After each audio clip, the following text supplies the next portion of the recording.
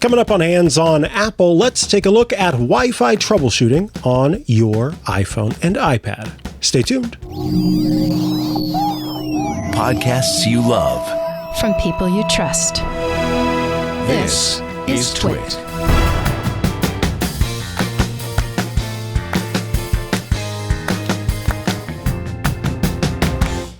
Hello and welcome to Hands on Apple. I am Mikah Sargent, and today we are going to take some time to talk about some of the Wi-Fi settings on your iPhone, your iPad, and talk about when and why things might be going wrong.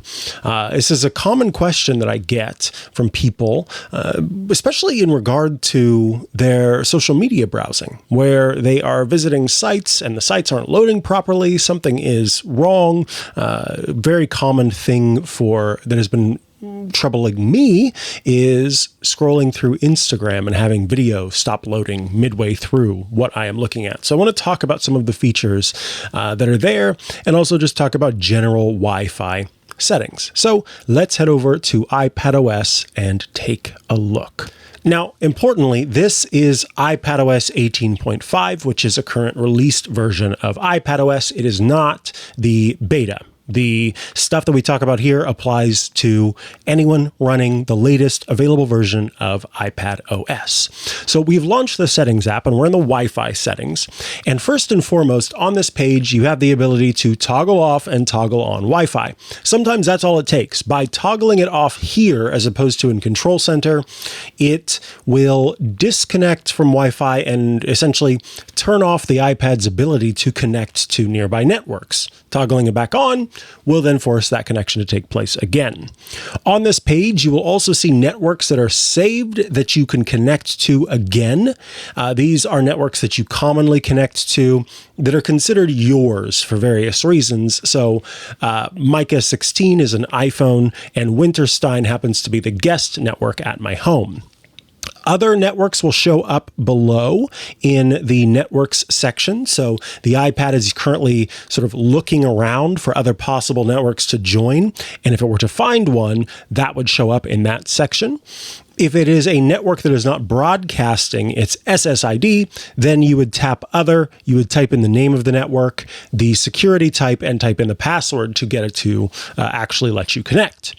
Now, you'll notice that I have two features below, Ask to Join Networks, and that one is turned off. There are three options: Off, Notify, and Ask. So what happens is, if you are trying to connect to a network and there are no known networks, so my phone and the guest network and then my main network are not around, then what will happen is the Wi-Fi or the system will say, hey, I can't find any networks that you normally connect to. Do you want to find something?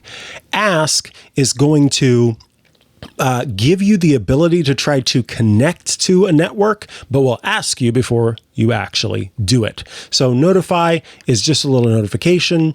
Ask is going to say yes or no and give you that ability to connect.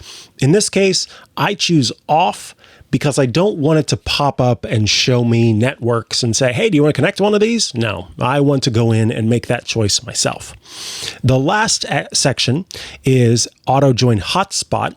And essentially in this case, it will look for nearby personal hotspots. So actual hotspots that you have some connection to, and join those. You can choose Never, Ask to Join, or Automatic, where it will automatically connect. It will say, hey, I found a person. This is what Ask to Join does. I found a personal network for you.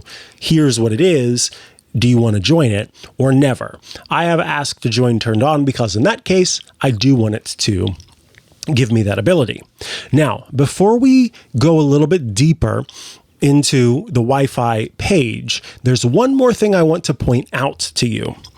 And that is the Edit button in the top right corner. Pressing on this Edit button will do a Face ID to look at your to determine that you are you, and then it will show you all of the various networks that you have ever connected to, all of the known networks. And the reason that it does Face ID is because this is actually on your Keychain, which is Apple's sort of name for all of the credentials that you have that are synced between devices via iCloud. So in this case, these are the known networks. You can choose to remove them or keep them however you want to. And these, I've got networks from friends here. I've got networks from enemies. I've got networks from different iPhones that I've had in the past, so on and so forth. And then even down at the bottom, networks from Twit. So all of these are here, and I can keep them saved, but I can also get rid of them. So if you ever have your device connecting to a network that you no longer want it to connect to, coming into this page by choosing Edit, hitting the red circle next to the network and choosing Delete will remove that network, that Wi-Fi network, from your listing. And then it asks you, are you sure you want to do this? It's going to remove it from iCloud. And I say, yes, I do want you to do so. And so it does. Now, let's talk about the final set of Wi-Fi settings. And this in particular applies to what I was talking about before when it comes to having issues with apps not loading properly. I'll tap the eye icon next to the network. And first and foremost, we have the Forget This Network option. This will remove it just like it did in that edit option, but this is specific to a network that you have in front of you. Auto join says, if this network is available and I find this network, have this device connect to it. Now, of note, a common issue that I see, that I experience myself, is sometimes my device will automatically find my guest network before it finds my main network, and then will connect to that. And then I have trouble accessing some of my home devices. And that is because it auto-joined the guest network. So I'll go into the Wi-Fi settings and see that it's set to Winterstein instead of Ashmead, which is obviously a problem. So I always make sure now to go into Winterstein, and turn off auto-join. Password here, currently not displayed, but if you tap and hold on that, you can actually share that password with someone else.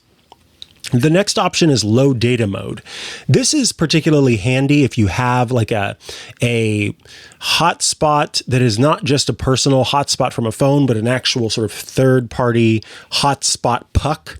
Low data mode is going to turn off things like background tasks, like photo syncing and automatic updates to make sure that you're not super using, that cellular network, or maybe you're at a family member's house and their Wi-Fi is limited by a certain amount of data each month. Turning this off or turning this on will limit how much data you're using to just kind of the active things that you're doing on the device. The next section is something that can cause issues on some networks. This is the private Wi-Fi address option. And what this does is every device that connects to a Wi-Fi network or a network has a MAC address. And this address is sort of the name of this device, the ID, the social security number, so to speak, even though it's not supposed to be used for ID, the social security number of that device. And what's happened over time is different network tools have used that social security number of your device to track it across the network. So you can say, when this device connects the network, it always has this set of rules, right? Well, that can be a privacy concern, particularly if you're connecting to public networks, where if your social security number for your device, again, the MAC address, shows up here near these stores, and then later on it shows up here near these stores, and those two companies talk to each other, there's the possibility that your location data and your activities and perhaps your shopping interests are all collected. So over time, Google, Apple, and others have added this functionality that makes it so you don't have the same and the true social security number of your device, your MAC address, displayed. So there are some different options for a private Wi-Fi address. There's off. That's going to use the one that is built into the iPad and keep it that way. Fixed is going to make it so that for every network, there is a MAC address that is generated for that specific network. So it's still not your original Wi-Fi, or it's not your original MAC address, but it is static per network. And then rotating is actually going to change your MAC address regularly, so that even if you connect to one network regularly, it's likely that your MAC address changes over time. Now, the reason that I say this could cause some issues is there are some networks that require a sort of identity fingerprint by way of MAC address, and there's a thing called MAC address filtering. So if you are ever having issues connecting to a network and you don't have access to sort of make adjustments to the MAC address filtering or other similar tools, this could be what's causing your issue. The next option here is easily the one that causes the most trouble. This is a feature that is not necessarily going to be something that you have access to, because it's actually a premium feature that Apple provides. And it is limit IP address tracking. And what this does is it hides your IP address using some clever behind-the-scenes mechanisms involving sending your... It's sort of like a VPN, but not exactly like a VPN, but sort of reroutes your connection through a couple locations to make you appear like you and others are all coming from the same place, which sounds a lot like a VPN, right? But it's a private relay feature. And by turning this on, yes, you are helping to cut back on different online services' abilities to track you. But if the relay servers are overloaded, or for some reason you're not able to get a good connection to those relay servers, then it slows down your connection immensely, and in some cases prevents you from being able to view content on social media or other places. So that is why I have limit IP address tracking turned off. Now, this is a feature that you could have both on cellular and on Wi-Fi, so be sure to check both places for this feature to be turned on. And sometimes for some people in some places it works fantastically. For me, that has not been the case, so I typically have it turned off. The rest of the stuff is very in-depth, very nerdy for many people, and just has to do with how your router is assigning IPs to you. DNS and proxy is a whole nother level, and so we won't talk about those because typically those are not having an impact on things like being able to connect to your social media. But those other options are options you might want to take, and of course, just a better understanding of how these different pages and settings work and what they mean and what they do. Thanks so much for tuning in to this week's episode of Hands on Apple. It's always a pleasure to bring this show to you. I'll be back next week with another episode. Until then, reach out to me, Mikah at twit.tv. Thanks so much. Bye-bye. Get your tech news exactly how you want it with twit.tv. Tech News Weekly with Micah Sargent delivers quick hit coverage and exclusive journalist interviews, giving you the inside scoop on breaking tech stories in under an hour. Now, for deeper dives, I hope you'll join me, Leo Laporte, and a great panel of tech industry experts. That's every Sunday with This Week in Tech. We'll break down everything from AI breakthroughs to privacy concerns to cybersecurity alerts in the tech world's longest-running and most trusted tech news roundtable.